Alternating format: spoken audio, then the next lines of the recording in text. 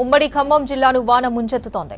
గోదావరికి మళ్లీ మొదటి ప్రమాద హెచ్చరిక జారీ చేశారు. చర్ల మండలంలోని దేవరపల్లిపై రహదారిపై రాకపోకలు నిలిచాయి. అశ్వారావుపేట నుంచి వాగుడ్డుగూడెం గ్రామం మధ్యలో ఉన్న వాగు పొంగి పొర్లుతోంది. దాంతో 10 గ్రామాలకు రాకపోకలు స్తంభించాయి. ఆళ్లపల్లి, రాయపాడు వద్ద కిన్నెరసాని వాగు ఉధృతంగా ప్రవహిస్తోంది. తాలిపేరు ప్రాజెక్టుకు వరద నీరు చేరింది. 24 గేట్లు ఎత్తి 19,000 క్యూసెక్కుల నీరు దిగువకు విడుదల చేశారు. మనుగురు, కాళీమాత ప్రాంతం నీట మునిగింది. మున్నేరుపై రాకపోకలు నిలిపివేశారు. ఆకేరు పొంగడంతో తీర్థాల, గోళ్లపాడు మధ్య రాకపోకలు నిలిచాయి. దీనిపై మరింత సమాచారం ఖదీర్ అందిస్తారు. ఉమ్మడి ఖమ్మం జిల్లాలో భారీగా వర్షాలు నమోదవుతూ ఉన్నాయి. ప్రస్తుతం వర్షాలు మైదాన ప్రాంతం, లోతట్టు ప్రాంతం అని తేడా లేకుండా ప్రతి చోట కూడా కురుస్తూనే ఉంది. ఖమ్మం మొత్తం కూడా వర్షపు నీటితో తడిసి ముద్దవుతున్న పరిస్థితి కనిపిస్తూ ఉంది. పట్టణాలు, గ్రామాలు, ఏజెన్సీ ప్రాంతాలని తేడా లేకుండా ప్రతి ఒక్క చోట వర్షపాతం అనేది భారీగా నమోదవుతోంది. ప్రస్తుతం జిల్లాలో చూసుకున్నట్లయితే పాలేరు నియోజకవర్గం నుంచి మొదలుకొని వైరా నియోజకవర్గంలో ఉన్న రిజర్వాయర్ నుంచి మొదలుకొని తాలిపేరు ప్రాజెక్టుకు కూడా భారీగా వరద నీటిని దిగువ ప్రాంతానికి విడుదల చేస్తున్న పరిస్థితి ఉంది. అదేవిధంగా కిన్నెరసానికి కూడా భారీగా వరద పోటెత్తా ఉంది. ప్రస్తుతం జిల్లాలో ఉన్న ప్రతి ఒక్క చోట వర్షం కురుస్తుండటంతో ఖమ్మం జిల్లా మొత్తం కూడా జలదిగ్బంధంలో ఉన్నట్టుగా తెలుస్తూ ఉంది. ఎక్కువగా ఖమ్మం నగరంలో కూడా అంటే ఇలాంటి పరిస్థితులు వస్తాయని చెప్పేసి భావించలేదు. ఖమ్మం నగరానికి కూడా మున్నేరు ముంచెత్తే పరిస్థితి కనిపిస్తూ ఉంది. అక్కడ సమీప ప్రాంతాలైన వాళ్ళందరినీ కూడా పునరావాస కేంద్రాలకు తరలిస్తూ ఉన్నారు. ప్రత్యేకించి వాళ్ళకి సంబంధించి అనేక రకాల సౌకర్యాలను అక్కడ కల్పించడం జరిగింది. వాళ్ళకి సంబంధించిన ఒక కంట్రోల్ రూమ్ని కూడా ఏర్పాటు చేయడం జరిగింది. అయితే ఇప్పుడు 23 అడుగుల గరిష్ట స్థాయి నీటి మట్టానికి ప్రస్తుతం అదే స్థాయిలో పాలేరు రిజర్వాయర్ ప్రవహిస్తూ ఉంది. అదేవిధంగా వైరా నియోజకవర్గంలో ఉన్న వైరా రిజర్వాయర్ కూడా అదే స్థాయిలో దాదాపుగా 20 అడుగుల మేర ప్రవహిస్తూ ఉంది. అన్ని అలుగులు పొంగి పొరులుతున్న పరిస్థితి కనిపిస్తూ ఉంది. అనేక చోట్ల రాకపోకలకు అంతరాయం ఏర్పడింది. అంతరాయం ఏర్పడటంతో పాటు కనీస లోతట్టు ప్రాంతాలైన ఆ ప్రాంతాలన్నింటిలో కూడా కనీసం బయటకు వచ్చే పరిస్థితి కనిపించడం లేదు. ఇప్పటికే విద్యార్థులకు సెలవులు ప్రకటించడంతో పిల్లలు బయటికి రాలేని పరిస్థితి కనిపిస్తూ ఉంది. గోళ్లపాడు, తీర్థాల మధ్యన కూడా రాకపోకలకు అంతరాయం ఏర్పడింది. అక్కడ పశువుల కాపర్లు పశువులు తీసుకొస్తుంటే అక్కడ ఆ పశువులు కూడా నీళ్లలో కొట్టుకొని పోవడం జరిగింది. వరద తాకిడికి ఎవరు కూడా తట్టుకునే పరిస్థితి కనిపించడం లేదు. ఇప్పుడు ప్రస్తుతం పాలేరు నియోజకవర్గంలో లోతట్టు ప్రాంతంలో ఎక్కువగా వరద అనేది ప్రవహిస్తూ ఉంది. లోతట్టు ప్రాంతాలకు సంబంధించిన ప్రజలందరూ కూడా మైదాన ప్రాంతానికి తరలి వెళ్తున్న పరిస్థితి కనిపిస్తూ ఉంది.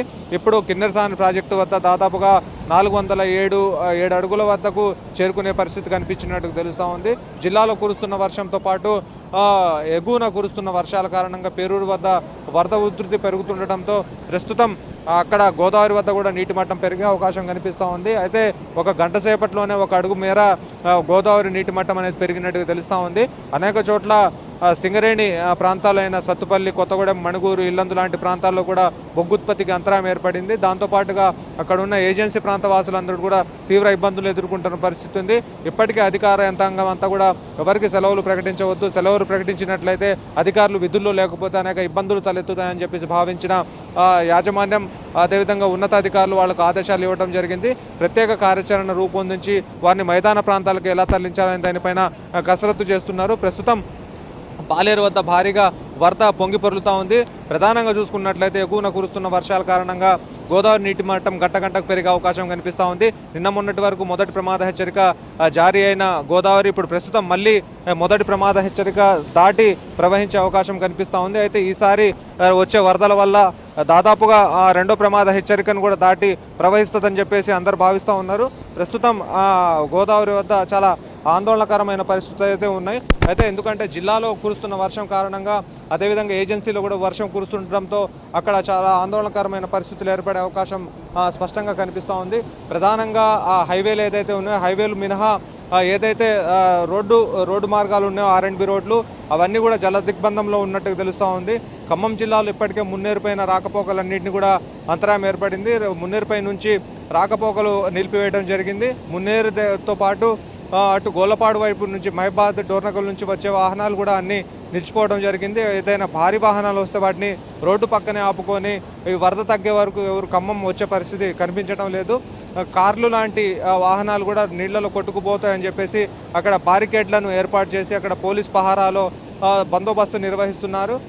అనేక ప్రాజెక్టులకు జలకళ రావడంతో పర్యాటకులు కూడా సందర్శనంగా మారింది. అనేక మంది దూర ప్రాంతాల నుంచి వచ్చి కిన్నెరసాని, అదేవిధంగా పాలేరు, వైరా రిజర్వాయర్ లాంటి వాటిని పర్యాటకులు అధికంగా వస్తున్నారు. అయితే గోదావరిని చూడటం కోసం కూడా అటు ఆంధ్ర నుంచి ఇటు తెలంగాణ నుంచి పలు గ్రామాల నుంచి అనేక మంది ఇక్కడికి వస్తూ ఉన్నారు. ప్రస్తుతం జిల్లా మొత్తం కూడా జలదిగ్బంధంలో ఉన్నట్టుగా తెలుస్తూ ఉంది. అయితే పునరావాస కేంద్రాలు భారీ స్థాయిలో ఏర్పాటు చేయాలని చెప్పేసి ప్రభుత్వం తరపు నుంచి అధికారులకు సూచనలు అందినట్టుగా తెలుస్తూ ఉంది. అయితే నిన్న మొన్నటి వరకు జలకళ తప్పిన ప్రాజెక్టులు అదేవిధంగా వాగులు వంకలన్నీ కూడా ఈరోజు జలకళ సంతరించుకోవడంతో ప్రజల్లో హర్షం వ్యక్తం అవుతుంది. అదేవిధంగా లోతట్టు ప్రాంత ప్రజలందరిలో కూడా ఆందోళన కూడా వ్యక్తం అవుతున్న పరిస్థితి కనిపిస్తూ ఉంది. ఇప్పుడు ప్రస్తుతం జిల్లా వ్యాప్తంగా చూసుకున్నట్లయితే భారీగా వర్షపాతం అనేది నమోదవుతున్నట్టు తెలుస్తూ ఉంది. ప్రతి ఒక్క చోట అంటే నిన్న మొన్నటి వరకు కొన్ని మండలాల్లో కొన్ని గ్రామాల్లో వర్షపాతం నమోదవ్వలేదని చెప్పేసి భావించారు. కానీ ఇప్పుడు ప్రస్తుతం చూస్తే అన్ని పట్టణాల్లో అన్ని గ్రామాల్లో అన్ని మండల కేంద్రాల్లో కూడా భారీగా వర్షపాతం అనేది నమోదవుతూ ఉంది. ఏజెన్సీ ప్రాంతంతో సంబంధం లేకుండా జిల్లా వ్యాప్తంగా ఉమ్మడి ఖమ్మం జిల్లా వ్యాప్తంగా ప్రతి ఒక్క చోట కూడా భారీగా వర్షపాతం నమోదవుతుండటంతో అధికారులందరూ కూడా అప్రమత్తమయ్యారు. ఇప్పటికే ఖమ్మం జిల్లాలో వర్షపాతం నమోదవుతున్న దాన్ని బట్టి ఇక్కడ అధికారులు అలర్ట్గా ఉండాలని చెప్పి సూచనలు అందినట్టుగా తెలుస్తూ ఉంది.